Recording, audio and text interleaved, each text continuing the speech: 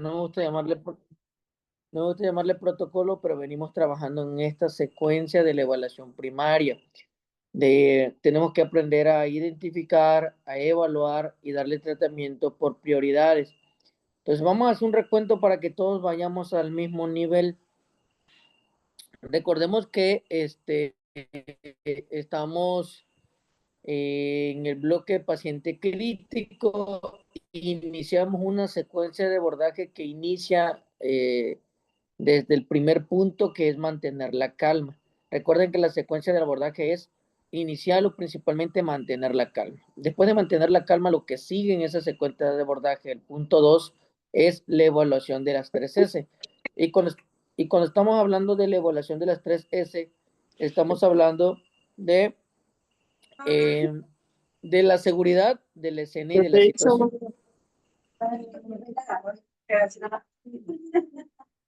Puedes apagar tu micrófono, José. Gracias. Muy bien, entonces el primer punto ya dijimos que era guardar la calma. El segundo punto era la evaluación de las 3S, que se menciona mucho en la secuencia de abordaje o en la evaluación primaria cuando respecta que vamos a darle atención a un paciente crítico, a un paciente politraumatizado, a un paciente de trauma, pero sabemos también que es lo primero que se nos pasa en la escena, ¿no? Lo primero que se nos va, lo primero que se nos olvida es la evaluación de las 3S. Porque no evaluamos la seguridad, a veces incluso vamos a apoyar ante lo que es una riña y entramos como si fuéramos héroes, ¿no? En esa parte. No pedimos el apoyo de seguridad pública, o si se encuentra seguridad pública, pues a veces ellos llegan a hacer su trabajo, a veces de manera hasta incorrecta, porque pues no, por ahí no, lo que menos aportan luego es seguridad, solo llegan a veces a tomar datos que pues son importantes para ellos, en esa escena, pero a veces lo que menos aportan es seguridad.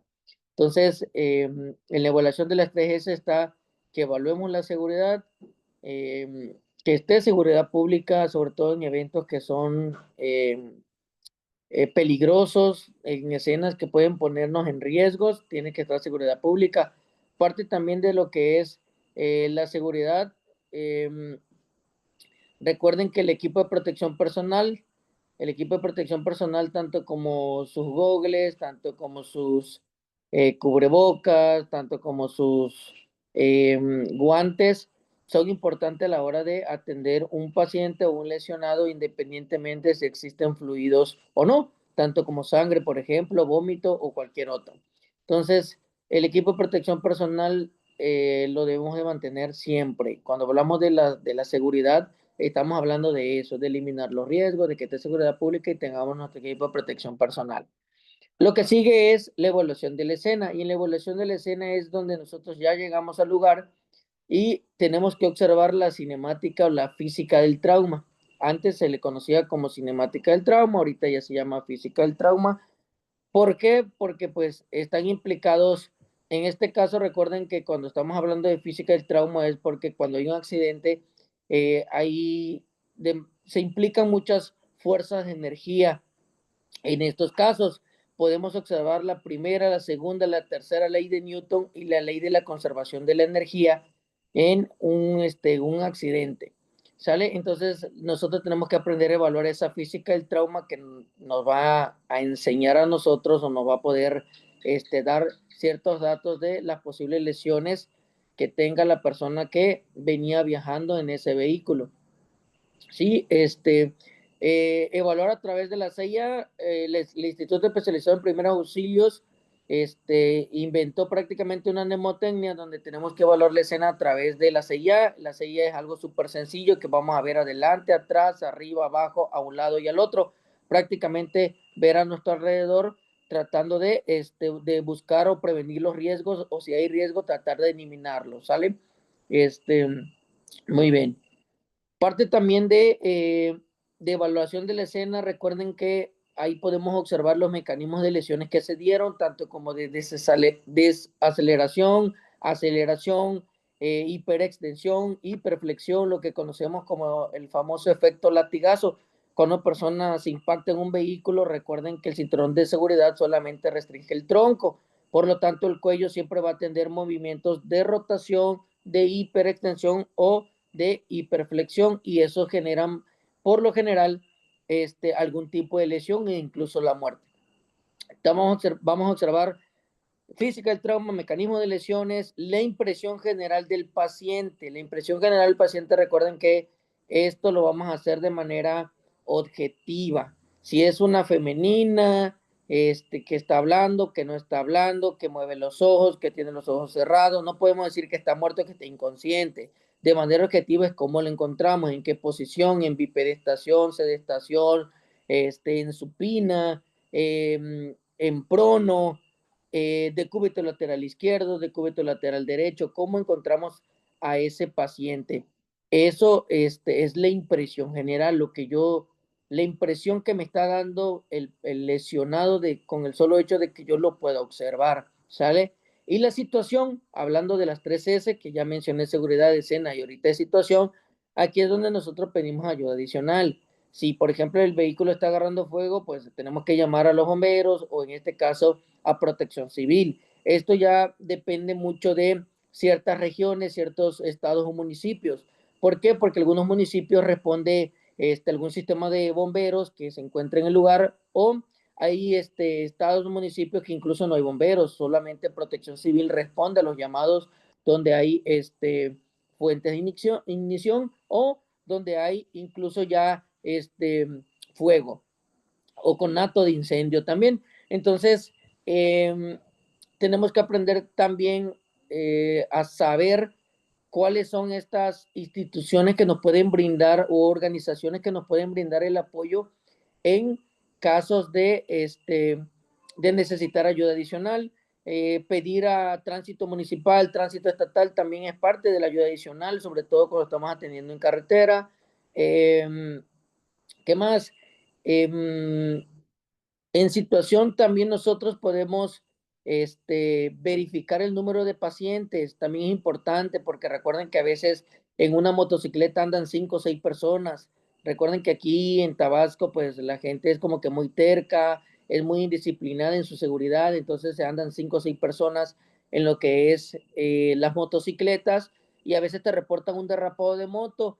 Tú vas al accidente, piensas que es una persona y resulta que en la moto venían 5 o 6 personas, incluyendo niños. Entonces tú tienes que pedir ayuda adicional para que tú empieces a hacer el triage y empieces a seleccionar al paciente dependiendo de su condición o su gravedad, y posteriormente hablar a otras instituciones o dependencias de sistemas de emergencias médicas donde te puedan brindar el apoyo con los demás pacientes. Entonces, vuelvo a lo mismo, estoy repitiendo una secuencia de abordaje que es una secuencia que debemos de hacer siempre sí o sí a la hora de tener un paciente crítico, iniciando con guardar la calma, evaluar la seguridad, la escena y situación, que son las 3S. Muy bien. Y lo que estaba comentando ahorita en situación, el número de paciente, pedir ayuda adicional, forma parte de la situación.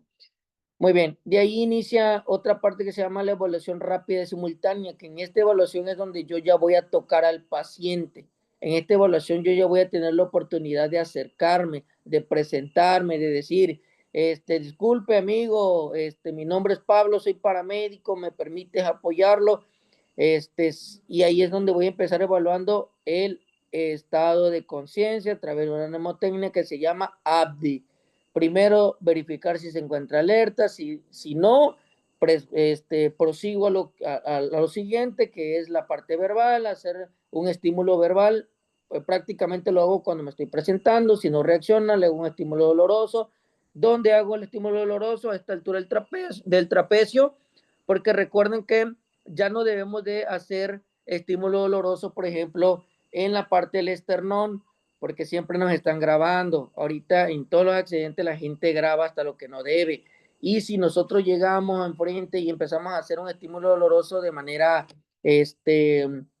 grosera, o que se vea grotesca en este caso, pues la gente que no sabe va a pensar que tú estás generando más daños en el paciente. Entonces, hay que tener mucho cuidado en donde hacemos los estímulos dolorosos. También lo podemos hacer en los lechos unguiales, o sea, prácticamente doblar tantito la uña. Si ustedes se lo hacen en este momento, se van a dar cuenta que genera mucho dolor. Ahí podemos generar también estímulo doloroso, que sean de manera, esos estímulos dolorosos van a ser de manera, eh, una, precisa y discretas. Van a ser muy discretos a la hora de hacer el estímulo doloroso.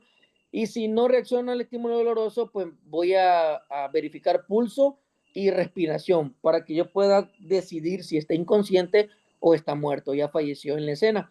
Entonces, a través de la valoración del ABDI, tenemos también, recuerden que también tenemos que valorar el pulso, tenemos que valorar la ventilación, la piel, la condición, la coloración, la temperatura y el llenado capilar. Eso se hace en la evaluación rápida simultánea. ¿Para qué? Para decidir si mi lesionado o mi paciente está crítico o no crítico. Y eso en menos de 15 segundos. Máximo 15 segundos tengo que checar pulso, el estado de conciencia, la ventilación, la piel en condición, temperatura y coloración y su llenado capilar. Todo eso en 15 segundos o menos de 15 segundos para que yo diga el paciente es crítico. Compañeros, mi paciente no es crítico o sí es crítico. Después de eso inicia la evaluación primaria, que es aquí donde ya venimos hablando. Hemos venido hablando de la evaluación primaria donde de manera inicial la prioridad siempre va a ser la X. Y recuerden que la X menciona nada más y nada menos que el manejo y control de la hemorragia masiva o exsanguinante. No es cualquier hemorragia. Vamos a quitarnos la idea, por favor, de que nosotros encontremos una hemorragia activa, pero no exsanguinante, y nosotros tenemos a la par una vía aérea obstruida y nos vamos directamente a una hemorragia que no pone en riesgo la vida. O incluso a veces ven fracturas, ven lesiones distractoras como fracturas expuestas que ven el hueso de hacia afuera o exteriorizado o expuesto al exterior y corremos a la fractura. Vamos a quitarnos la idea de que tenemos que correr a la fractura a menos que esa fractura haya generado una hemorragia masiva o exsanguinante, ¿sale? Entonces vamos a quitarnos esa idea. Yo lo veo mucho, tengo la oportunidad de estar pendiente en las guardias, de salir a atender con grupos de emergencia, con grupos voluntarios, con sistema de emergencias médicas y se pasan por el arco del triunfo la evaluación primaria, ¿sale?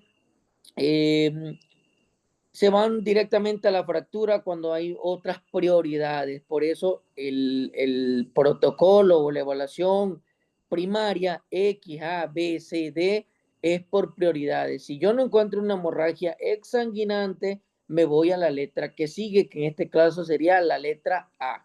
Entonces, si yo encuentro una hemorragia exsanguinante, entonces expongo a mi paciente, busco dónde está esa herida, localizo el vaso que está sangrando y posterior a eso, pues le voy a dar tratamiento. También nos pasa mucho que nos enseñan a utilizar un torniquete, nos enseñan a utilizar una venda, gasas, agente hemostático, vendaje israelí y un montón de cosas para el manejo, pero no nos enseñan a evaluar el tipo de herida. Y la herida con la hemorragia es la que nos va a nosotros a decir o nos va a ayudar a decidir qué técnica voy a utilizar, o presión directa, o un vendaje compresivo, o empaquetamiento de la herida, o torniquete. Entonces, muchas veces vemos un sangrado y ponemos un torniquete hasta arriba de la ropa. No, a ver, vamos a esperarnos, espérense tantito, vamos a exponer la ropa, localicen el vaso, limpien la herida, observen lo que están viendo, de dónde viene, porque a lo mejor ustedes hacen un vendaje compresivo en una herida profunda, con hemorragia exsanguinante, y no va a parar jamás de los jamases esa hemorragia con un vendaje compresivo. Lo que tenemos que hacer es un empaquetamiento rellenado de la herida. Tenemos que rellenarlo, ¿para qué? Para que después de eso hagamos un vendaje compresivo, o si no para de esa manera, utilizar el torniquete. A veces aprendemos a utilizar el torniquete como si fuera la primera opción, y el torniquete no es la primera opción, es la última opción. Cuando todo lo demás, Cuando la presión directa falla, el vendaje compresivo falla, el agente hemostático falla, el rellenado de herida falla, yo utilizo mi torniquete, pero vamos a quitarnos la idea, por favor, de que cuando veamos una herida corramos a poner los torniquetes. También con los alumnos de ahora observé en la práctica que les puse hemorragias que eran escandalosas, que eran activas, no eran exsanguinantes, no había un charco hemático y corrieron a poner el torniquete. Entonces el torniquete se utiliza como última opción. Ahora, si tú encuentras a una persona con una amputación de pierna, de brazo, lógicamente tu primera opción va a ser el torniquete en esas heridas especiales. Pero estoy haciendo un recuento de cómo vamos viendo todo este protocolo o esta evaluación primaria para que no se nos vaya a pasar y hacer una mala evaluación o dar lo peor que podemos hacer es más allá de evaluar mal, es darle un mal tratamiento. ¿Sale?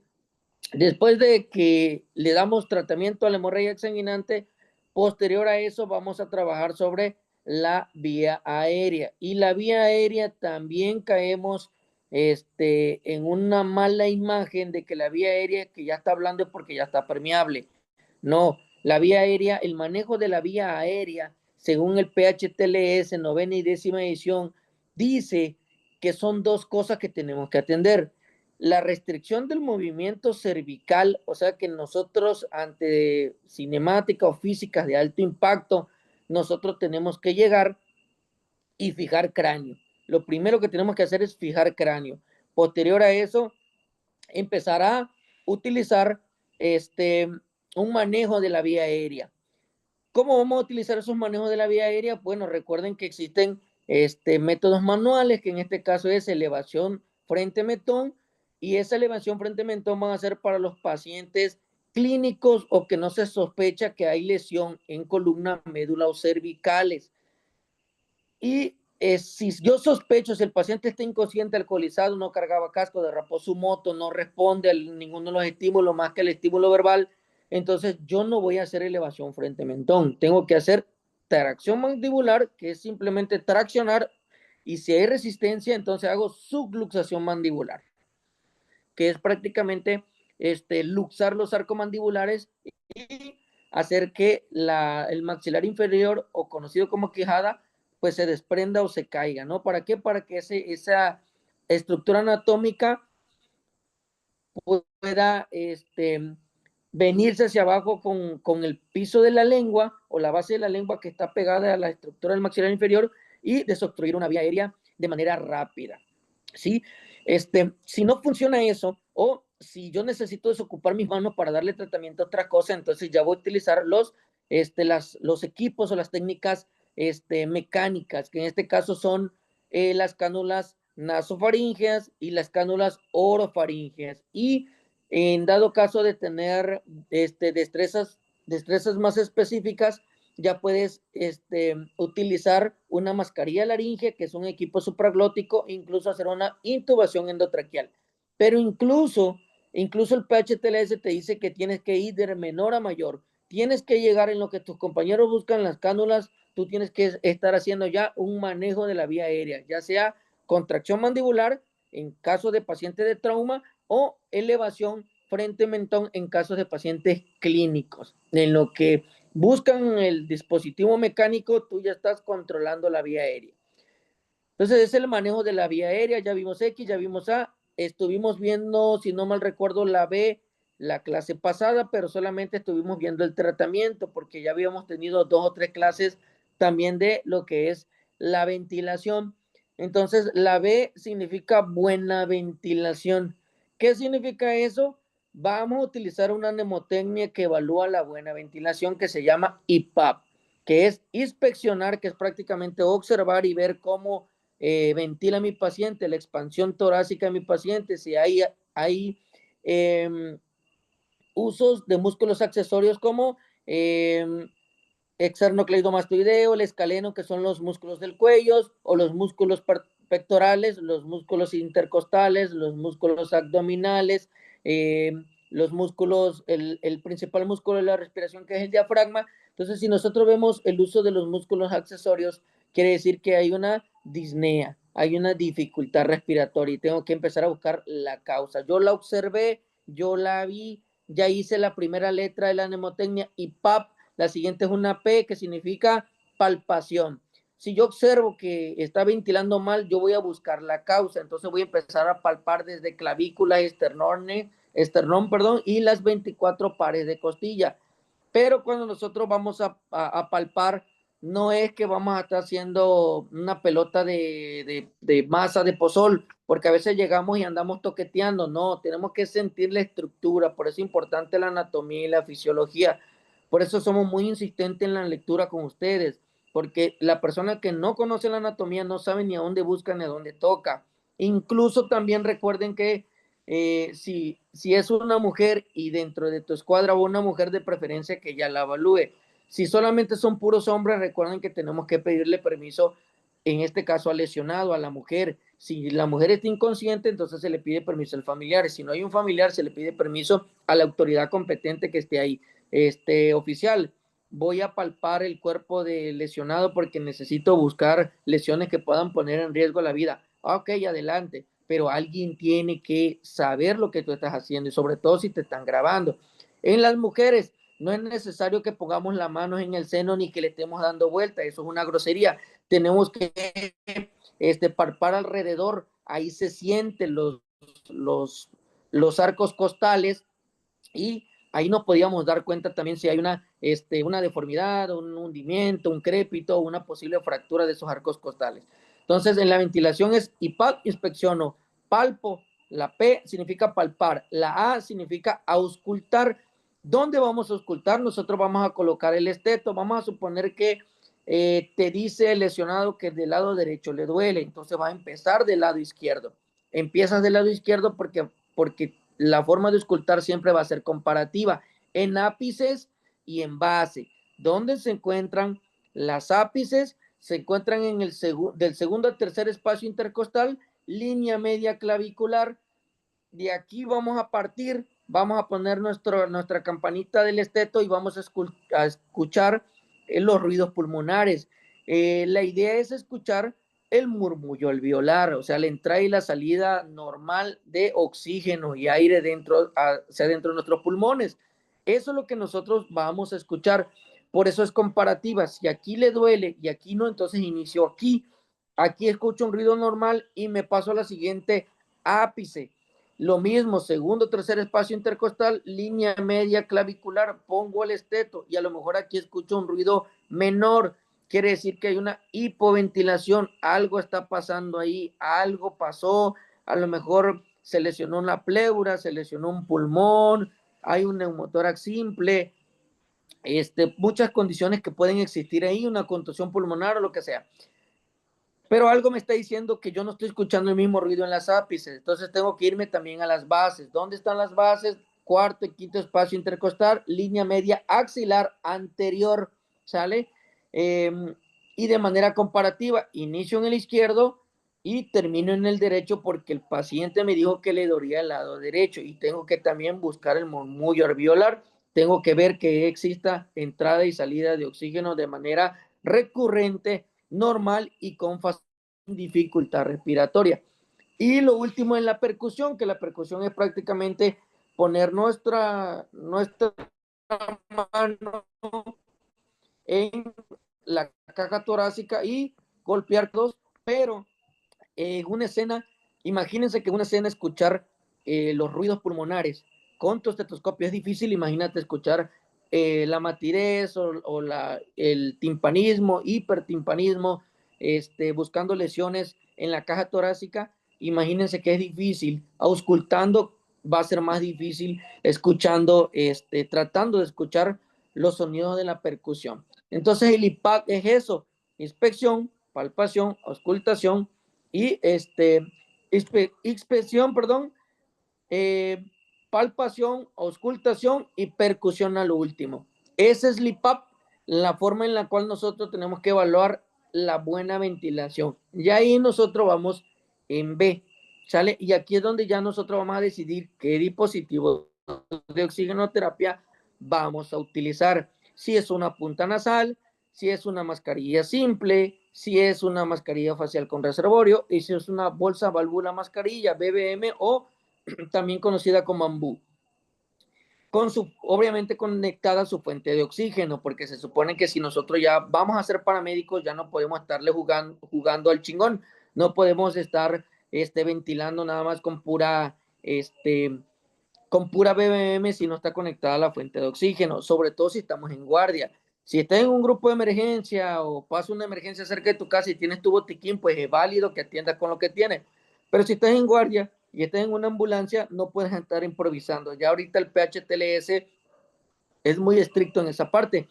Ya comenta que todo paramédico tiene que tener todo lo necesario en una ambulancia porque así lo marca la norma 034 SSA 3 2013 y el estándar de competencia el 0307.01. Así lo marca. Entonces, tenemos que tener todo lo necesario para darle tratamiento. Entonces, ya hablamos de la ventilación, ahora venimos a la circulación. En la circulación, recuerden que vamos a checar la piel en condición, coloración y temperatura. También vamos a checar la calidad del pulso y el llenado capilar. Necesitamos un llenado capilar de 2 segundos o menos, de 1 o 2 segundos, mayor a 2 segundos, 3, 4, 5 segundos, ya es un llenado capilar retardado, indicadora de que puede haber una mala perfusión principalmente se da por una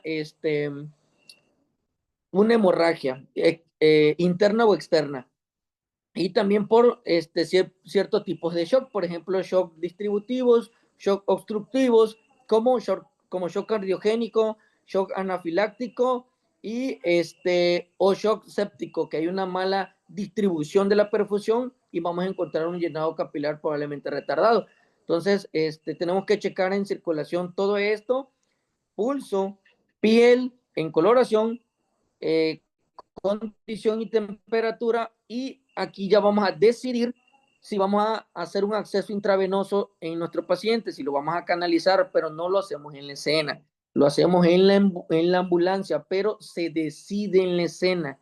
Con la condición en la que yo encuentre a mi paciente, yo voy a decidir si lo voy a canalizar o no. Si decidí que sí, cuando lo subo a la ambulancia, procedo a hacer el acceso intravenoso. Eso que nos quede claro, porque a veces queremos estar ahí haciéndonos los chingones en la escena y querer hacer una canalización en el ambiente, y pues ya sabemos que de por sí a veces tenemos malas prácticas donde contaminamos todo lo que vamos a utilizar para hacer un acceso intravenoso. Imagínate si lo dejamos expuesto a la intemperie o al ambiente, peor aún la contaminación.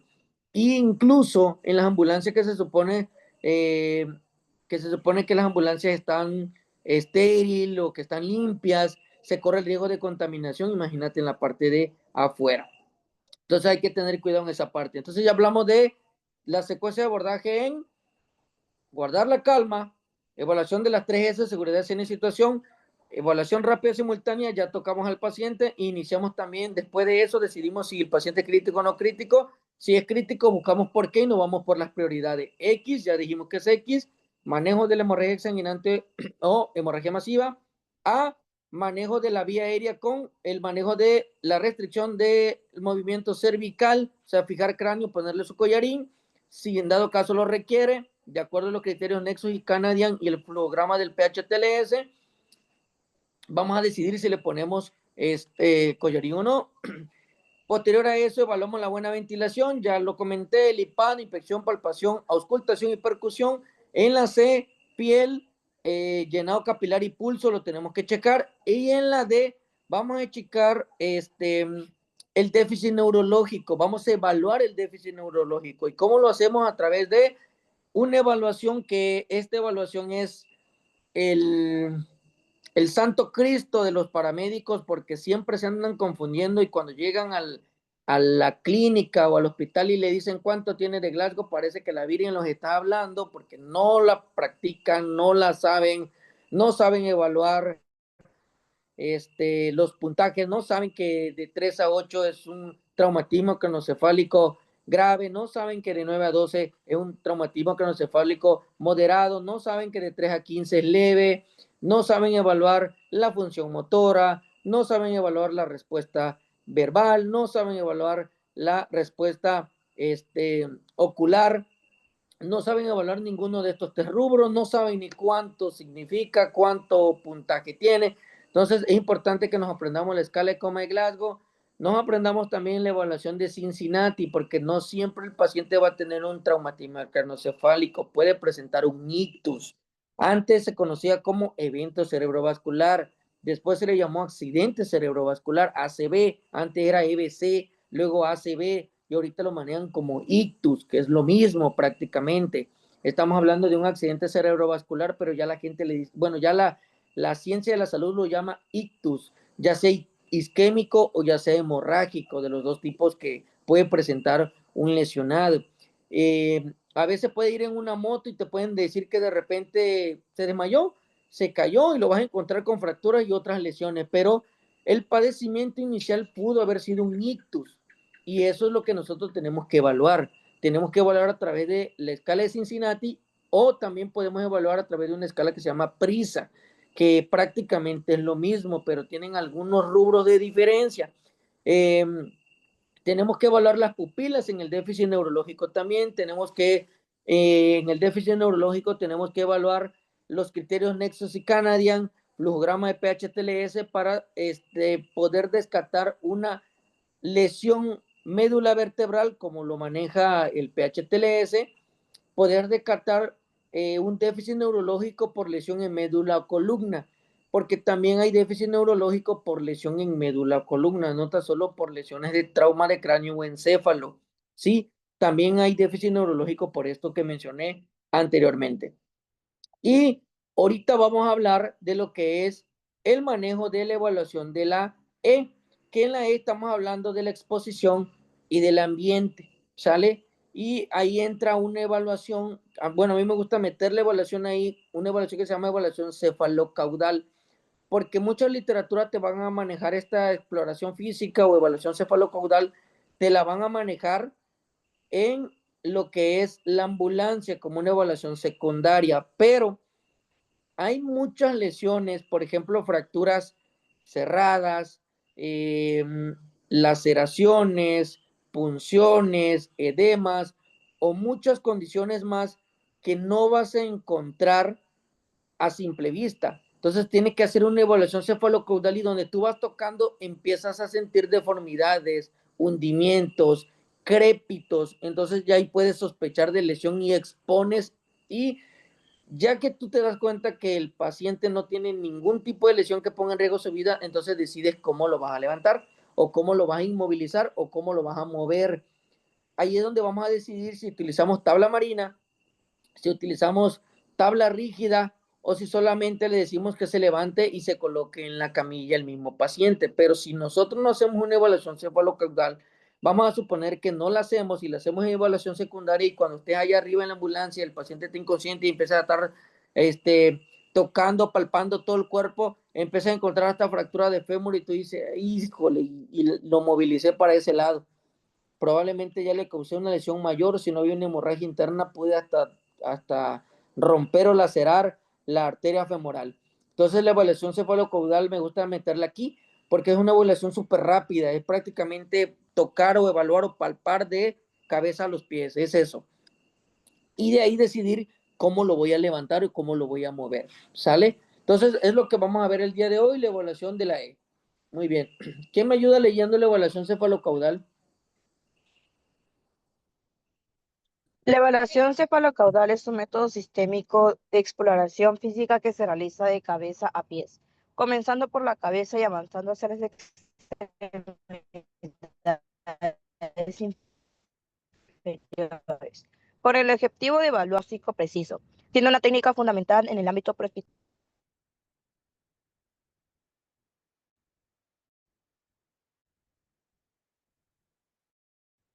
Muy bien. Perfecto. La evaluación, en este caso la evaluación cefalocaudal es una evaluación, también valoración, que es sistemático, un método sistemático de exploración física que se realiza de cabeza a pies. En algunas literaturas lo van a encontrar como exploración física, en otra literatura como valoración cefalocaudal o evaluación cefalocaudal. ¿Sí? Es físico, comenzando por la cabeza y vamos avanzando en todo nuestro cuerpo. el rostro también, vamos a tocar el tabique, tenemos que revisar nuestro hueso frontal, los huesos lagrimales, los huesos cigomáticos, maxilar superior, maxilar inferior. Tenemos que observar prácticamente todo. ¿Por qué? Porque también recuerde que tenemos fracturas maxilofaciales que se conocen como LEFOR 1, 2 y 3. Vamos a intentar encontrar lesiones que no se ven a simple vista. ¿Sí? Este es el objetivo, evaluar al paciente de una manera integral, o sea, completa, encontrar alteraciones de la anatomía del cuerpo humano y establecer un diagnóstico preciso, siendo una técnica fundamental en el ámbito prehospitalario. Esa es la evaluación cefalocaudal.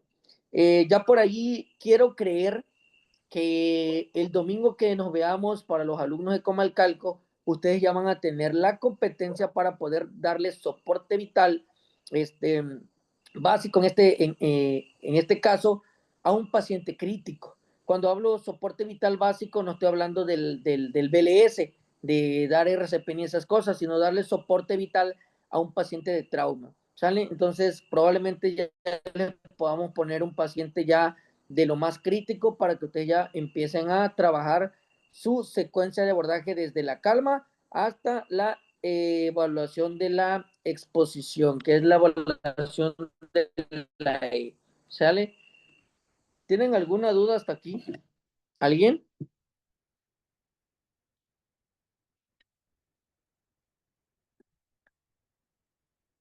¿Nadie? Bueno, ¿cómo vamos a evaluar nosotros la E? Bueno, también hay demotecnias, por ejemplo, llamadas de CAP. Cada letra significa algo, lógicamente. La D significa deformidades o deformaciones. ¿Quién me ayuda leyendo las deformaciones? A ver si están activos por ahí. Deformaciones. Las deformaciones en un traumatismo son alteraciones visibles o no en la estructura del cuerpo, especialmente en huesos y tejidos blandos, que resultan de un impacto o una fuerza externa. Muy bien. Toda lesión tiene algo en común. O la diferencia de una lesión a otra siempre va a ser la transferencia de energía. Eso incluso viene en su examen. Entonces, la diferencia de una lesión a otra va a ser la transferencia de energía. Entre más energía impacte nuestro cuerpo, sea absorbida o disipada por nuestro cuerpo, mayor será la deformidad, la contusión, la abrasión, la penetración, la quemadura, la fricción o lo que sea el mecanismo que nos haya tocado, golpeado o impactado. ¿Sale? Entonces, las deformidades son alteraciones visibles, o sea que podemos observarlas, pero existe la posibilidad de que no sean visibles, por eso se hace la mnemotecnia de CAP. La mnemotecnia de CAP es para que tú te lo vayas aprendiendo, o lo que yo hice, por ejemplo, yo lo que hacía en estos casos es que en mi mente iba yo tocando el paciente, iba yo diciendo, voy buscando deformidad, contusión, penetración, quemadura, laceración, edema, contusión, penetración, quemadura, de contusión, penetración, punción, todo, iba yo recitando prácticamente la mnemotecnia y me iba yo fijando si yo encontraba algo que fuera indicadora de una lesión. Entonces, a veces que yo deformidad, entonces sentía como hundimiento, yo decía, ay, aquí hay algo. Entonces tocaba yo y decía, oh, mira, aquí tiene una fractura de cráneo porque toco y se está hundiendo y se siente el crépito también. Entonces, es un indicador de una fractura de cráneo. Entonces, en esos casos, para eso se utiliza la mnemotecnia de CAP. Vamos buscando deformaciones, pero también vamos buscando contusiones. Castillo, contusiones, continúa. Contusiones. Las contusiones en el trauma son lesiones de tejidos blandos causadas por un golpe directo que rompe los vasos sanguíneos sin romper la piel, resultando en dolor, hinchazón y decoloración, moretones. Muy bien, esto se da por un golpe contuso, por eso se le llama contusiones, porque es un golpe seco, un golpe que lesiona tanto como la piel y los vasitos capilares que están debajo de la piel, ¿sale? La epidermis, la hipodermis, la dermis, el tejido adiposo y, y los vasitos capilares de la piel, y se generan o se ven como la imagen que puse ahí. Esto principalmente lo van a encontrar en personas, por ejemplo, en riñas. No hace mucho fui reportaron una riña y la señora decía que pues la forma de amor, de amarse entre su marido y ella es que el marido la golpee, y encontramos ese tipo de lesión, contusión. Esas contusiones no la debemos de pasar desapercibido, mucho menos si la encontramos en tórax, cráneo o abdomen.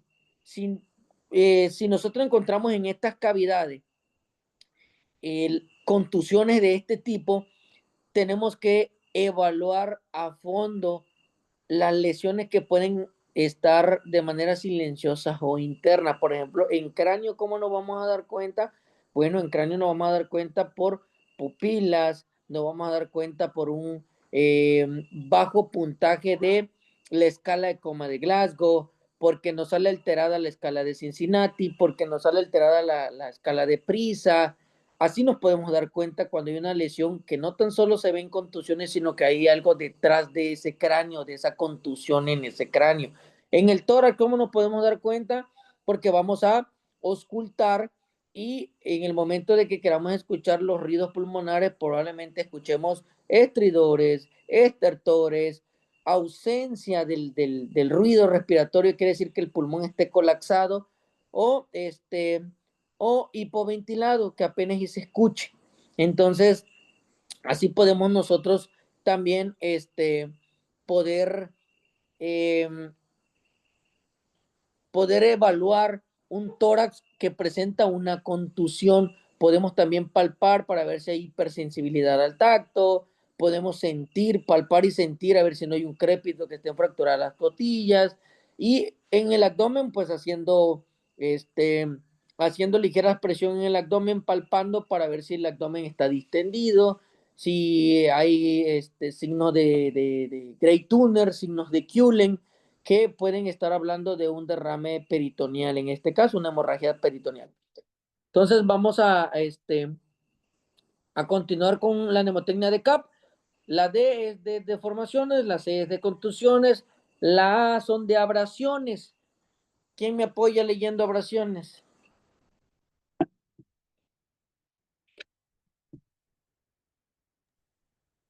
Abrasiones. Las abrasiones en el trauma son raspaduras o desgastes superficiales de la piel causadas por fricción o contacto con superficies ásperas con el asfalto o la grava, como el asfalto o la grava. Muy bien. De la primera mnemotecnia que hablamos de deformaciones, Benjamín, ¿cómo puede una persona presentar una deformación? ¿Cómo crees tú que esa persona se puede hacer una deformación? ¿A través de qué? ¿Viajando en qué?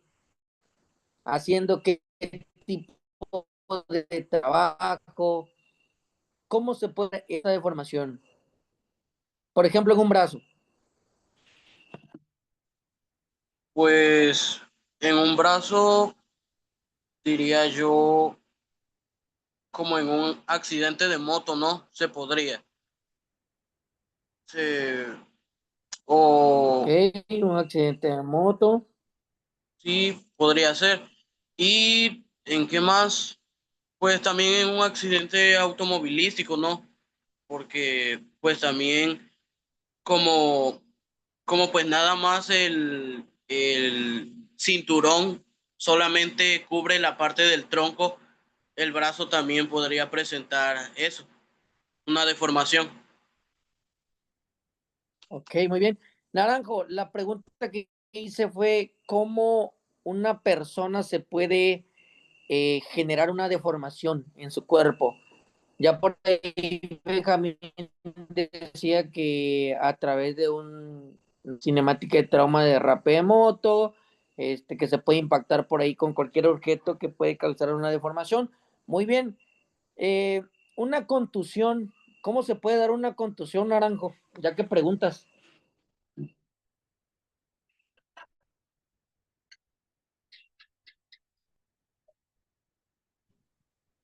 También puede ser en labores en tu casa también, ¿no?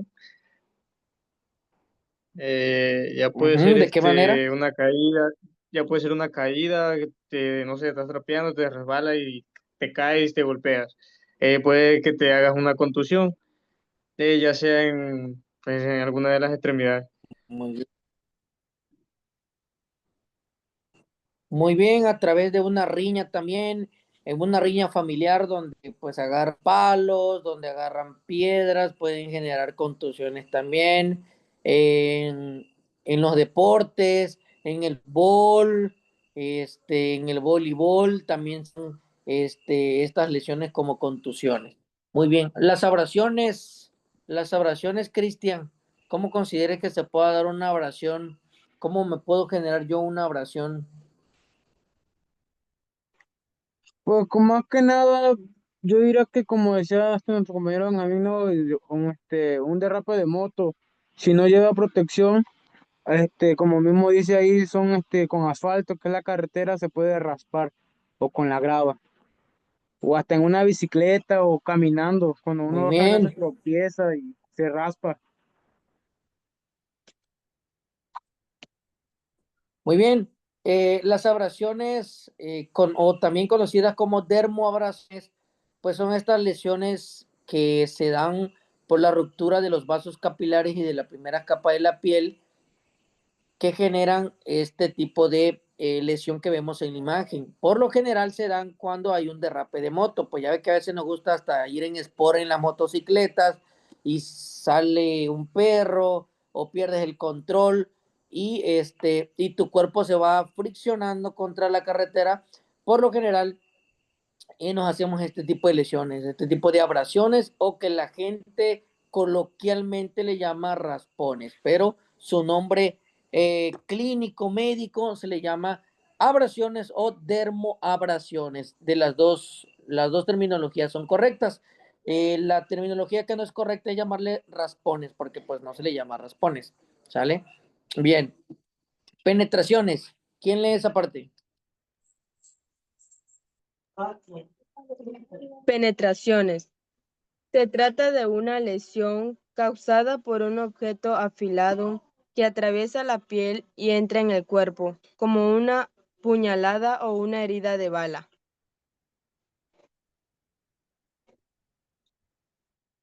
Ok, ¿qué otra cosa, Doris? ¿Qué otra cosa puede generar una punción en, en una persona, aparte de una puñalada y una herida de bala? ¿Qué objeto?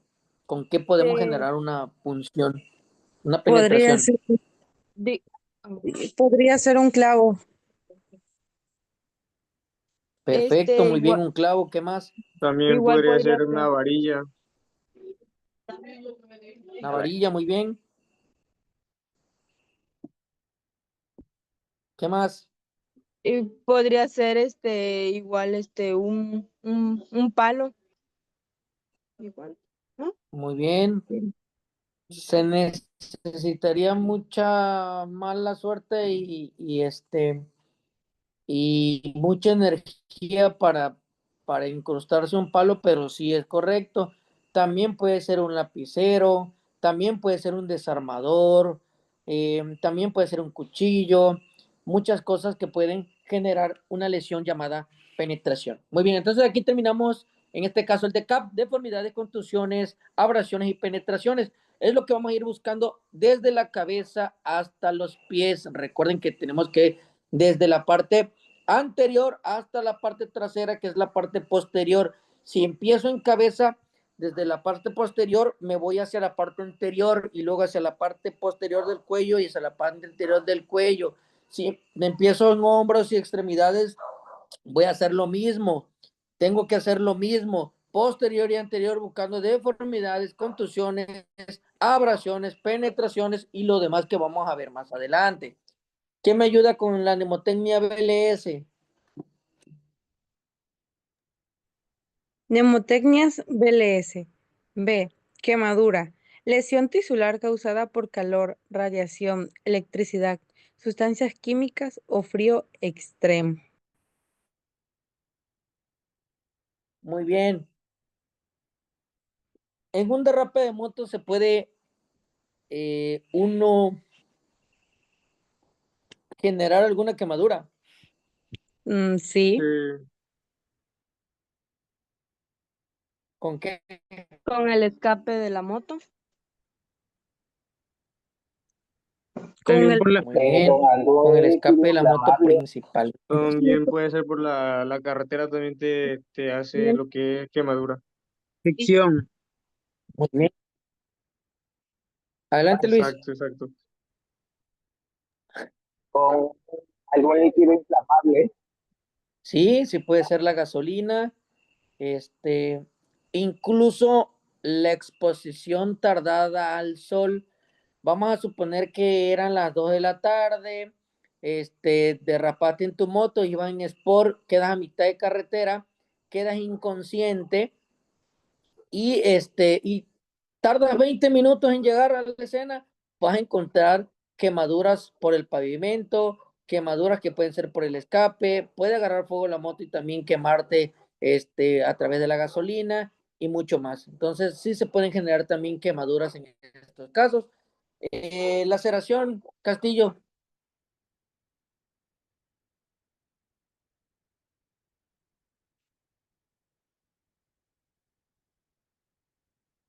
Se durmió Castillo. Yo se Bueno, durmió. laceración es un tipo de herida causada por un desgarre o corte en la piel de manera limpia. Sale a veces hasta una contusión que sobrepasa la resistencia de la energía, genera una laceración. ¿Qué otra cosa me puede hacer una laceración? Un machete. Un machete, muy bien. ¿Qué más? Una lámina. Una lámina, sobre todo la lámina de las motocicletas, las láminas de los vehículos, las partículas de los vehículos. Muy bien. Aquí solo quiero que no se me confundan porque hay personas que confunden la abulsión, la abrasión y la laceración. La laceración es un corte limpio, transversal, un corte que te lo puede generar lo que ya mencionamos. La abrasión es prácticamente la fricción que vas a llevar en el ejemplo del derrape de moto con la carretera y que te va a generar lo que conocemos como raspón. Eso es abrasión. La laceración es un corte. Y la avulsión es el desgarro de la piel. ¿Sí? Cuando se desgarra la piel y queda el colgajo ahí colgando, eso es una avulsión. Si, por ejemplo, una lámina, lo que sea, me llegara a cortar la piel, pero se lleva a la extremidad, o sea, se amputa la extremidad de manera total, ya eso sería una amputación. Pero si queda el colgajo ahí, a eso se le llama abulsión. Entonces, no nos equivoquemos en la terminología ni en las lesiones, ¿sale? Muy bien. Edema.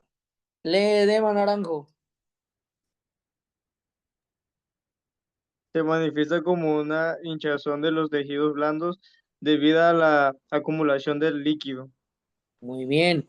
A veces no tan solo el edema no se da, la inflamación o el edema no se da por este por la acumulación, a veces una respuesta ante cualquier tipo de lesión, por ejemplo, un golpe o por ejemplo un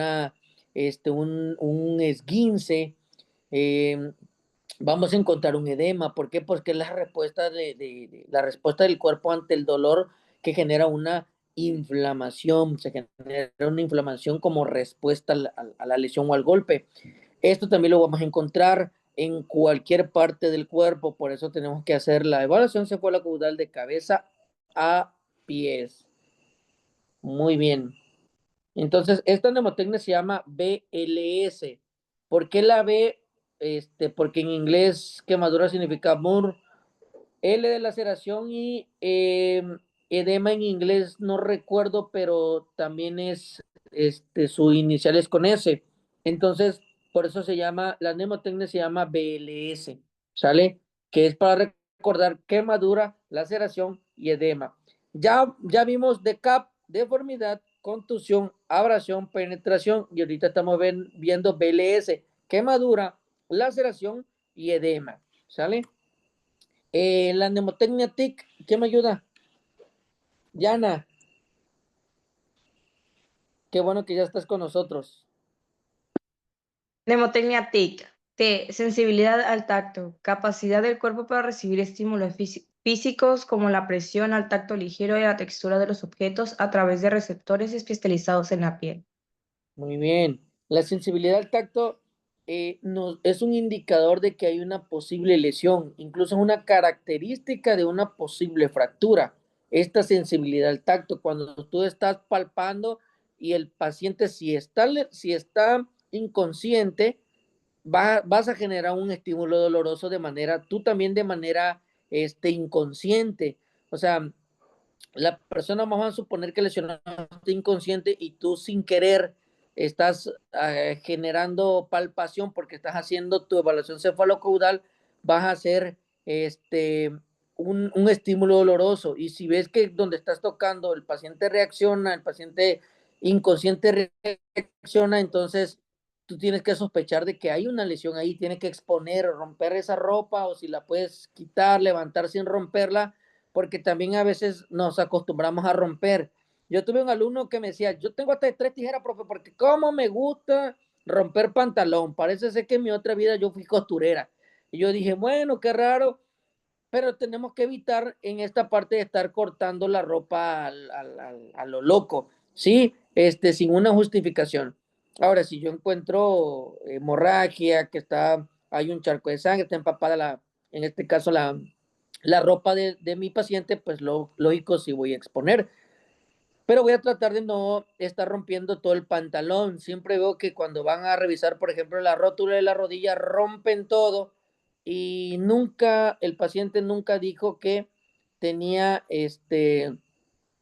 tenía alguna sensibilidad o algún dolor en la rodilla. Simplemente rompiste el pantalón porque se te dio el gusto. Entonces, vamos a tratar de ser muy profesionales en el campito prehospitalario. Entonces, la sensibilidad del tacto me puede estar indicando que hay una lesión en esa área. ¿Sale? La inestabilidad, Diana.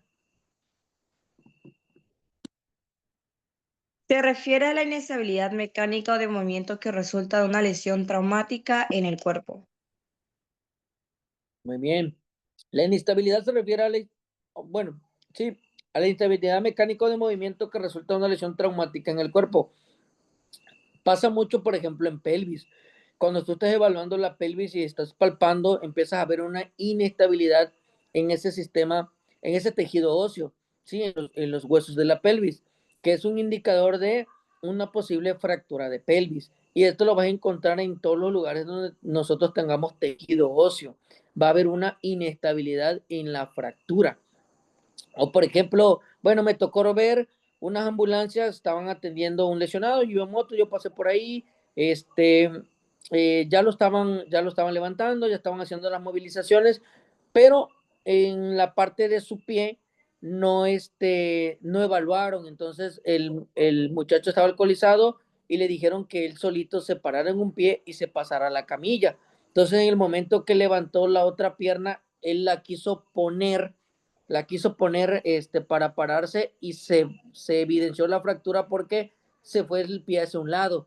Entonces, todos los que estábamos en la escena pudimos observar la mala evaluación y la fractura evidente que tenía en este caso en la tibia o en el peroné. Entonces, nosotros tenemos que palpar para observar que no sintamos ninguna inestabilidad. Muy bien, Crépito, Luis, Fernando, lee Crépito. Puede referirse a la crepitación ósea que ocurre cuando hay una fractura y los extremos de los huesos rozan entre sí. Muy bien, para los que no saben qué es un crépito, podemos sabrita, rompan la sabrita desde la envoltura, o sea, por la parte de afuera, la van a triturar y van ustedes a empezar a tocar por fuera de la bolsa esos fragmentos de la sabrita, así literalmente así se siente un crépito cuando hay fragmentos de hueso lesionados. Tú estás palpando y vas a sentir, ese es el famoso crépito. Mucha gente dice, escuché el crépito. Es casi imposible escuchar un crépito, pero sí lo puedes sentir. Puedes sentir donde donde pasas, en este caso, bueno, por ejemplo, ayer atendimos a una persona que se ahorcó con una hamaca. Cuando llegamos ya había una persona dando RCP, nosotros nos unimos al RCP con las ventilaciones, con compresiones, llegaron personas, llegaron unos alumnos míos y ellos canalizaron, les proporcioné adrenalina, se metió adrenalina, se hizo una vía aérea avanzada con un equipo supraglótico, se metió mascarilla, bueno, fue todo un show, pero el paciente nunca iba a salir por una sola cosita, nunca iba a haber retorno de la circulación espontánea. ¿Por qué? Porque había fractura de tráquea, donde la persona se colgó.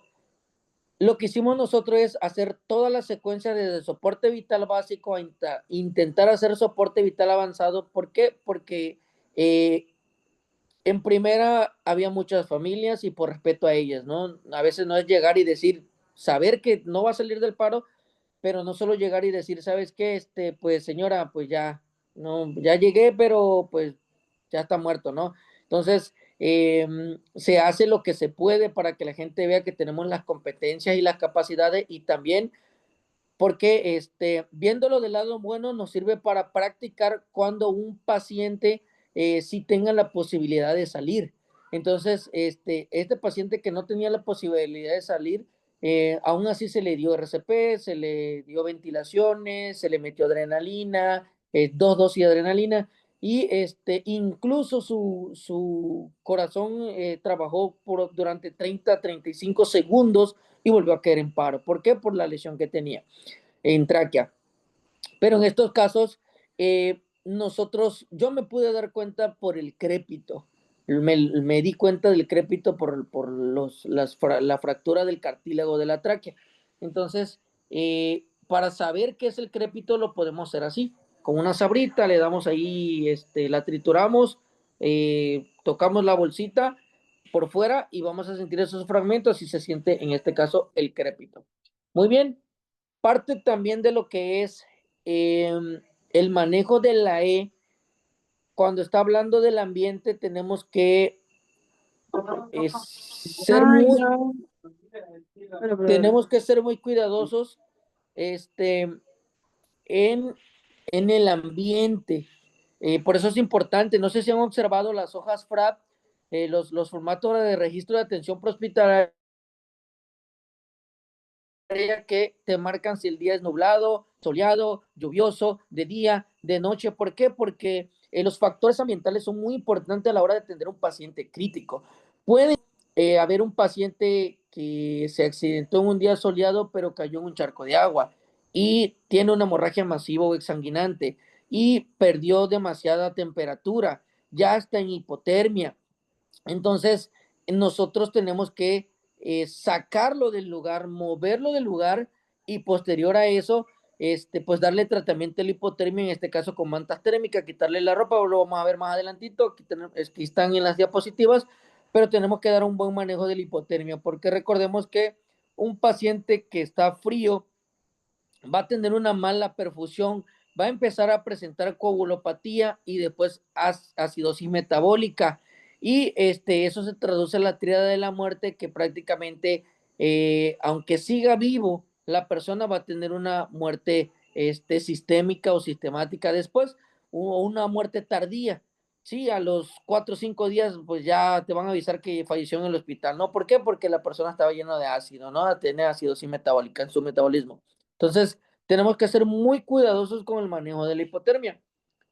¿Quién me ayuda leyendo qué es la hipotermia?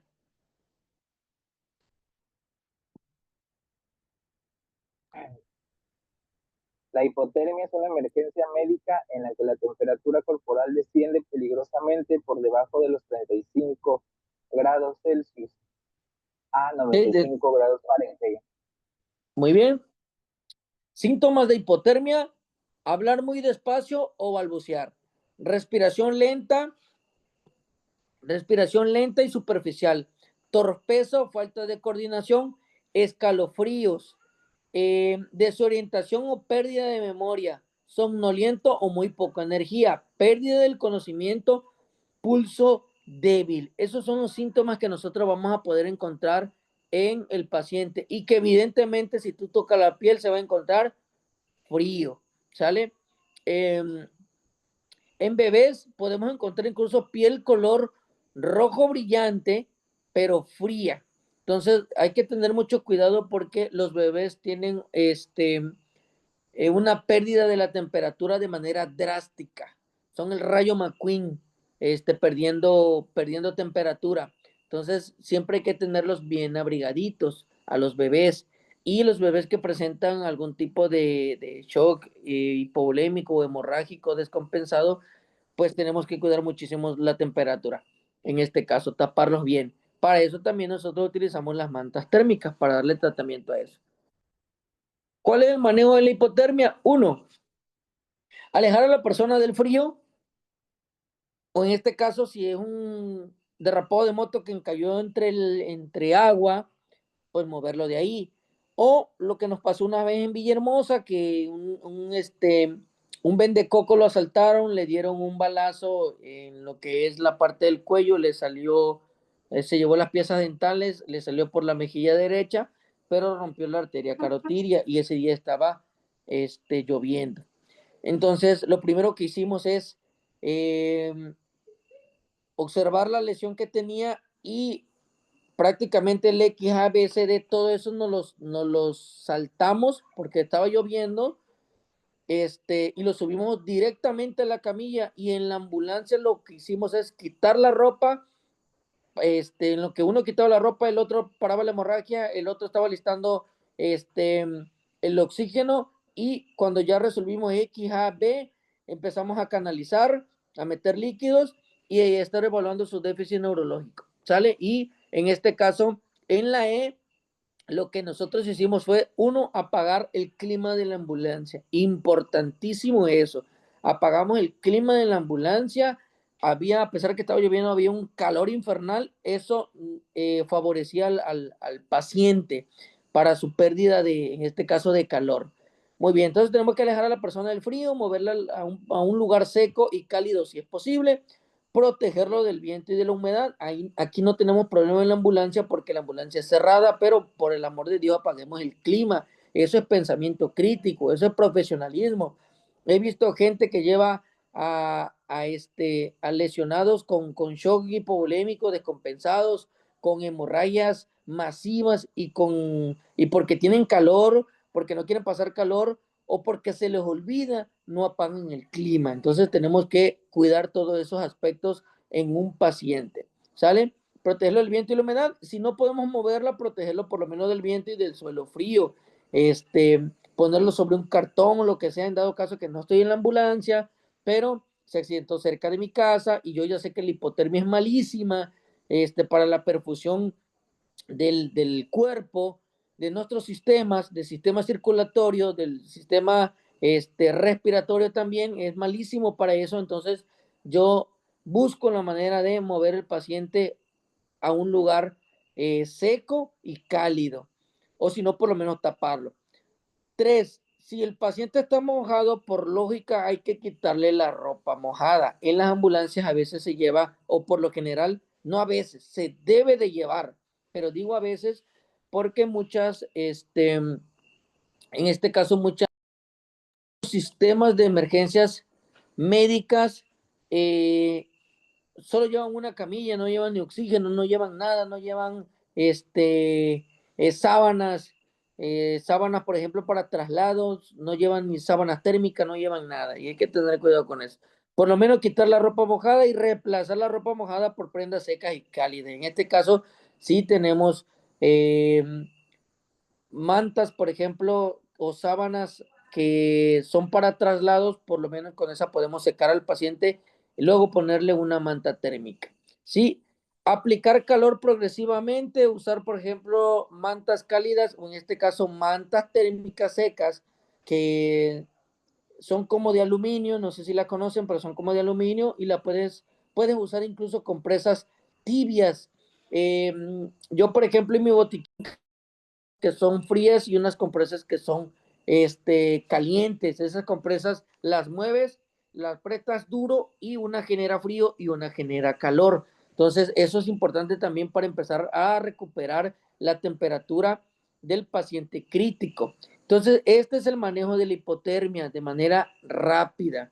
Cuidar los aspectos que ya mencioné en la ambulancia, secarlo, taparlo y ponerle su manta térmica. Y si tenemos en este caso compresas calientes, pues recuerden que no lo vamos a poner directamente, ni la compresa fría ni la compresa caliente se ponen directamente al cuerpo, se tienen que enrollar en un trapo, en lo que tengamos ahí un pedazo de camisa, lo que sea, que esté seca, y posteriormente se le pone en las axilas también para recuperar, o en la parte de la cabeza, que ahí están los termorreguladores más grandes del cuerpo, y es ahí donde podemos recuperar lo que es la temperatura del paciente. ¿Hasta ahorita tienen alguna duda, chicos? ¿Alguien tiene alguna duda? ¿No? Con la cabeza dice Cristian que no. ¿Benjamín? ¿Nada? Bueno, si no hay ninguna duda, vamos a continuar. Ahora, no tan solo tenemos que manejar la hipotermia, también tenemos que manejar la hipertermia. Y puse ahí una imagen como que del golpe de calor, pero haciendo el mismo análisis de la persona que se derrapa y cayó en un charco de agua y está hipotérmico por pérdida de sangre, bueno, puede haber una persona que probablemente no tenga ninguna hemorragia, pero quedó inconsciente y que tardaste 15 o 20 minutos en llegar, pero cayó a las 12, 1 del día en Villahermosa, en la mitad de la calle, donde hace demasiado calor. Claro que tú vas a encontrar a ese paciente pues súper caliente, lo vas a encontrar con hipertermia. Entonces, ¿qué me ayuda leyendo qué es la hipertermia? Hipertermia. Hipertermia es una condición médica donde la temperatura corporal eleva los niveles anormalmente altos, superiores a los 37.5 centígrados, y el cuerpo es incapaz de disipar el calor de manera efectiva. Se diferencia de la fiebre en que la hipertermia no es un proceso regulado por el cuerpo, sino una desregulación que puede ser potencialmente mortal. Las causas incluyen la exposición a altas temperaturas ambientales, la deshidratación o el esfuerzo físico intenso. Muy bien, esto también va a pasar, por ejemplo, por ahí veo que Luis trabaja en compañía, entonces puede que Luis algún día esté como paramédico encargado y se enfrente a alguno de los trabajadores que tuvo un golpe de calor por el exceso de trabajo físico o por el exceso de la exposición al sol. Entonces, puede estar enfrente también para poder manejar lo que es la hipertermia. La fiebre es una condición normal cuando una persona, por ejemplo, pasa algún cuadro de infección. Nuestro mismo sistema de defensa lo que hace es elevar la temperatura para matar estos microorganismos que están propiciando la infección. Eso es lo que realmente lo hace la fiebre, eso es algo de manera natural, pero la hipertermia no. La hipertermia es por una exposición ambiental, principalmente es conocido en este caso por golpe de calor o sí, hay personas que dicen que sufrió de desolación, pero por lo general eso es hipertermia. O ha pasado también que hay gente que practica deporte y por bajar rápido de peso se pone chamarra, se pone ropa ajustada y y sale todavía el sol a correr, ¿no? Entonces esa persona sufre por lo general hipertermia, ¿no? Muy bien. ¿Cuáles son los golpes de la hipertermia en este caso? En el ejemplo, como si fuera de un golpe de calor, los síntomas son dolor de cabeza, sed intensa, debilidad muscular, náuseas y o vómito, respiraciones rápidas y superficiales, irritabilidad, aumento de la sudoración, piel fría y húmeda, aumento de la temperatura corporal. Ante la presencia de los citados síntomas, se recomienda la consulta inmediata al centro de salud más cercano y evitar la automedicación. Aquí hay que evitar muchas malas prácticas. Por ejemplo, es de que una persona con hipertermia, no, pues mira, trae hoja de platanillo, trae hoja de plátano, trae hoja de todo y pónsela en el cuerpo para regular la temperatura. No, vamos a tratar de evitar todas esas cosas que dicen las abuelitas, las tías, que es que no, a mí ya le pasó a tal persona y yo me acuerdo que le pusieron, estaba súper calientísimo y en un tambo con agua le echaron hielo y rapidito le echaron el hielo encima. No, imagínate el choque de temperatura que va a tener esa persona que lo puede llevar incluso a la muerte. Tenemos que saber que, por ejemplo, las personas que están presentando hipertermia, en el mismo ejemplo, una persona que se accidentó en la carretera, tardaste en llegar, cuando lo evalúas y lo subes a la ambulancia, te das cuenta que esa persona tiene hipertermia, está súper caliente su cuerpo. Ahí podemos utilizar termorreguladores naturales, que en este caso son los pañitos de agua templada, no es agua fría. Incluso cuando tenemos temperatura, cometemos el error de poner agua fría. Es temperatura ambiente. Puedes destapar una solución fisiológica y agarrar gasas o agarrar vendas y se los pones en las axilas. Si hay la oportunidad de ponerle en las ingles, se las pone. Si no, pues por respeto no se le pone. Y principalmente se le pone en la cabeza y ahí sí puedes prender el clima, porque estás tratando la hipertermia, no la hipotermia. ¿Sale? ¿Sí queda claro esa parte? Sí. Bien, ya vino por ahí Jared. Entonces tenemos que aprender a tratar en este caso lo que es la hipertermia y la hipotermia, ¿sale? En un paciente que queda expuesto al sol. Si obviamente nos encontramos un lesionado en un día lluvioso, el abordaje tiene que ser más rápido, ¿sí? La evaluación primaria tiene que ser más rápida. Y puedes terminar, en ese tipo de casos, puede terminar las evaluaciones en una ambulancia, ¿sale? No es de que, es que porque nos enseñaron que X a veces de se hace en la escena, pues hasta que yo no lo termino, no lo subo, no. O sea, si no ves ninguna hemorragia, el paciente se está quejando, pero pues está hablando, tiene una vía aérea permeable, entonces ese tipo de pacientes no son críticos, entonces lo vas a agarrar y lo vas a subir a la ambulancia, le quitas la ropa mojada, apagas el clima, secas a tu paciente, pones una manta térmica en dado caso de que esté hipotérmico muy frío y sigues haciendo tus evaluaciones pertinentes. Sí, en este caso. ¿Tienen alguna duda?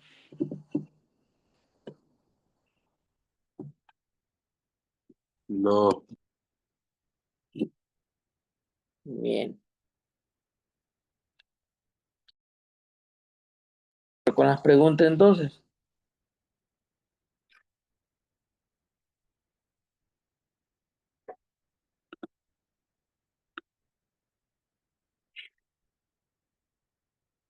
Muy bien. A ver, Castillo. Castillo. ¿Me puedes comentar, Castillo? ¿Cuáles son los síntomas de la hipotermia? De la hipotermia, ¿Sí? ¿Cómo puedo dar cuenta que el paciente está hipotérmico, está pasando por un cuadro de hipotermia? porque balbucea, por respiraciones lentas, por alguna sensibilidad, creo, o torpeza, algo así. Muy bien. Escalofríos y ¿cuál fue? Y desorientación. Ajá. Muy Y bien. Pulso débil. Y lo más importante, ¿mande? y lo Temperatura más baja. importante, temperatura baja que se manifiesta ¿cómo? Hipotermia. Hipotermia.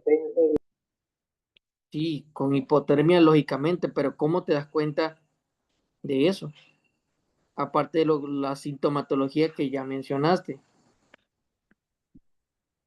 Pues porque se encuentra menor de 35 Tembloroso. centígrados. Ajá, muy bien. Muy bien, como ahí dice Naranjo, por el estado de la piel. ¿Por qué? Porque va a estar frío, principalmente te vas a dar cuenta por eso, porque va a estar frío. Muy bien, debajo de 35 grados. Muy bien. A ver, Cristian, ¿qué significa la mnemotecnia BLS? Sí.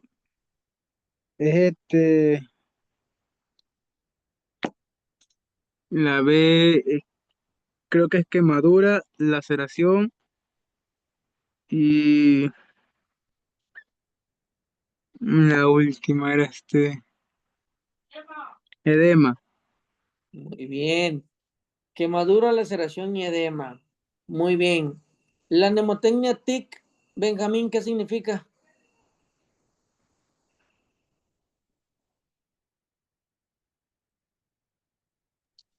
¿La que dijo? Mnemotecnia TIC. La mnemotecnia TIC es la sensibilidad del tacto. ¿Sí? Y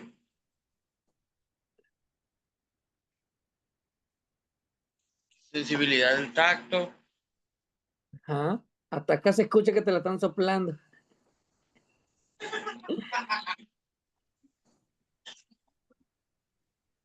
Sensibilidad al tacto, inestabilidad y crépito. A ver, alguien escribió en el chat. Muy bien, Reyes. Sensibilidad al tacto, inestabilidad y crépito. Así es correcto. A ver. Luis Fernando, ¿qué significa la mnemotecnia de CAP?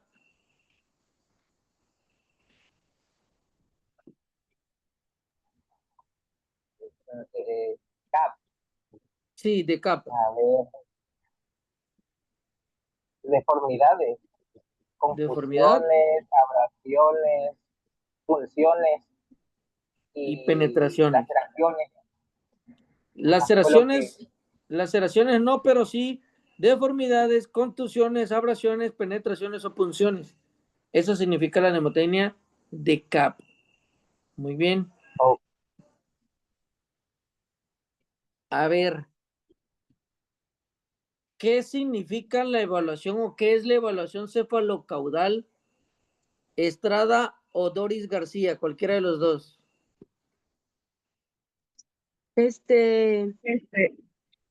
Habla. Bueno, Buenas noches. Bueno, exposición cefalocaudal que se evalúa.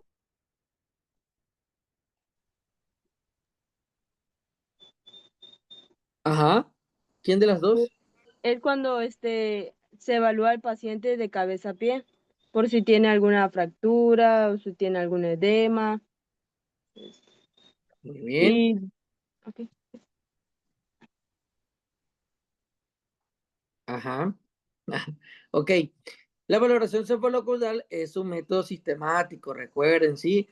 De exploración física que lo que busca es, pues, evaluar o explorar de cabeza a pie si existen deformidades, contusiones, abrasiones, penetraciones, quemaduras, laceraciones, edema, sensibilidad al tacto, inestabilidad o crépito, ¿sale? Entonces, todo eso vamos a buscar de cabeza a pie. Y ya en ese momento, cuando ya lleguemos a lo último de nuestros pies, que son los metatarsos y las falanges, y no encontramos nada, o si encontramos, en esos casos tenemos que darle tratamiento a lo que vamos encontrando. Por ejemplo, hay una mnemotecnia que inventó la escuela para el tratamiento de las fracturas. No sé si ya se las enseñaron Estrada o Doris o Reyes.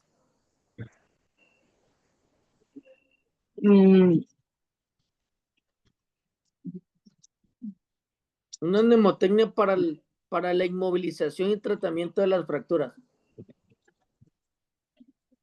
Para la inmovilización, creo que sí es la... Ay, Este, mm, es- creo que es la FISAI, ¿Es correcto? que FISAI. es fijación, inmovilización, al soporte y no me acuerdo, me falta una. Y Alineación. alineación, exacto. Alineación. Alineación. Alineación ya lo había comentado, pero es Ok. F, Es Fijación, soporte, soporte, alineación y alineación. movilización. Muy bien. Muy bien. Esa es la mnemotecnia FISAI para el manejo correcto de lo que es en el dado caso de que encontremos edema, deformidad y crépito en una misma extremidad. Entonces es un indicador de tres características me están diciendo que hay una posible fractura. Y voy a utilizar la mnemotecnia FISAI, fijación, le doy soporte, la alineo y la inmovilizo con los equipos de restricción que se utilizan para la inmovilización, en este caso las férulas específicas. Y Así es. las férulas específicas que debemos de tener en una ambulancia. Pero si no tenemos en una ambulancia, pues ya sabemos que podemos utilizar en nuestro botiquín las férulas que son moldeables, o poder buscar dos maderitas en estos casos que estén a lo largo más o menos de lo que es una articulación a la otra articulación donde está la fractura, y con un vendaje poder inmovilizarlo. Y si ya de plano no encuentro absolutamente nada, pues ya podemos pedir un cartón, que creo que los grupos de emergencia, por ejemplo, acá en Comalcalco, son expertos inmovilizando las fracturas con cartón, que la verdad que son hasta Ya están los artesanos botiquines, con... llevamos cartón ya. ¿Cómo? Ya están los botiquines, llevamos cartón ya. Ya están los botiquines, llevan el cartón porque son expertos, ¿no? Y como siempre les he comentado a ellos, no es una mala decisión utilizar el cartón, solo que tienen que saber moldearlo, porque no es poner cartón por poner cartón, sino que, por ejemplo, si el cartón es delgadito, tenemos que hacerlo en dos o tres, o tres partes para que pueda, quedar prácticamente duro y cumplir la función de lo que hace la férula específica. No es solo poner cartón por poner cartón, o no solo es de que vas a agarrar dos maderitas, pero vas a agarrar dos maderitas demasiadamente pequeñas y que incluso ya están podridas. Obviamente cuando las pongas se van a quebrar. Entonces tenemos que utilizar el pensamiento crítico al poder utilizar estas cosas que sí son permitidas cuando no estoy en guardia, porque imagínate que estás en una ambulancia, llegas a la escena y en vez de bajar tus férulas específicas, te ven bajando con cartón de la ambulancia. Imagínate el tipo de servicio que está brindando tu emergencia médica. ¿Sale? No puede ser así. Ahora, si estás en un grupo de emergencia, pues obviamente que vas en moto, que llevas tu botiquín, y incluso ya hay muchos grupos de emergencia con que vayan en moto, ya llevan en su botiquín, y también ahí veo que la otra persona que va en la moto ya lleva trabadita su kit de férulas específicas. Ya hay muchos grupos de emergencia que ya se están especializando en la atención, y eso es muy bueno. Entonces, por ahí tienen alguna duda, comentario.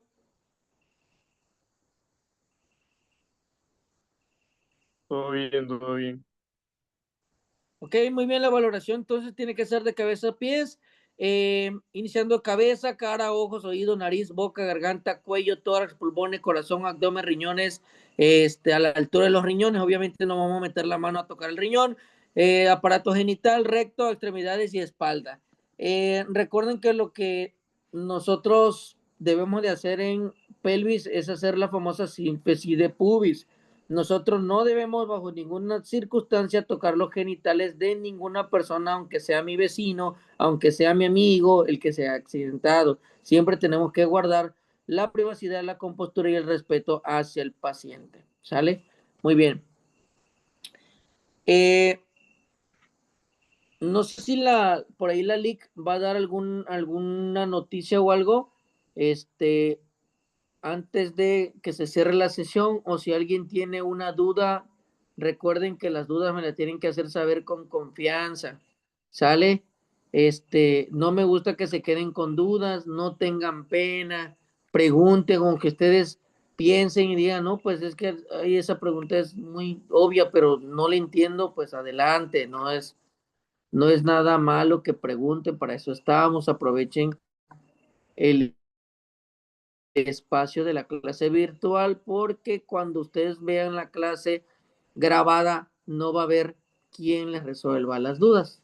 Entonces, si tienen alguna duda, adelante.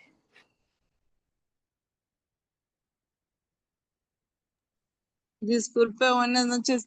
Ya ves que yo no podía entrar a lo que era a la clase. ¿Me podría decir el título del tema que se impartió hoy? Sí, el título del tema de hoy fue evaluación de la E. La evaluación de la E es el manejo de la exposición en el ambiente. Ah, ok.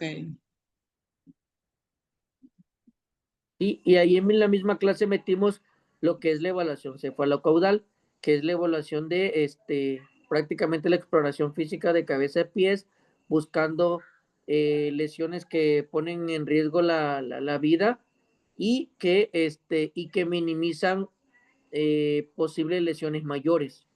¿Qué me refiero con esto? De que a veces movemos al paciente sin haber hecho una evaluación cefalocaudal y luego en la ambulancia nos damos cuenta que tenía una o dos fracturas y o vidrios incrustados y eso generan hemorragias o o lesiones mayores en las fracturas. Entonces por eso se hace la evaluación cefalocaudal aquí, para antes de decidir si lo muevo en una tabla marina, en la scoop, en la tabla rígida o directo a la camilla, tengo que evaluar al paciente para ver si tiene si cumple con los criterios de moverse solo o moverlo con algún dispositivo, ya sea de lo que es las camillas que se necesitan para la movilización. ¿Por ahí alguna otra duda? Creo que Estrada se le perdió la señal porque se fue. ¿Pero tiene alguna duda? ¿Alguna duda que tenga Naranjo, Castillo, Cristian? No, todo bien, para mí me pareció claro. Me parece Todo bien, perfecto. profe, todo bien. Muy bien. Entonces, por ahí, no sé si se encuentra la Ligana. Ya de mi parte ha sido todo. No sé si alguna aviso parroquial. Sí, nada más, voy a hacer el pase de lista de cierre. Yo aquí me encargo de hacer la lista y pues ya si ya terminó, pues ya nada más, ya cancelo la grabación y ya para que cerremos sesión. Muy bien. Pues bueno, de mi parte sería todo. Que pasen buenas noches y ahí se quedan con la LIC en cuestiones del pase de lista. Descanse, profe, descanse, descanse.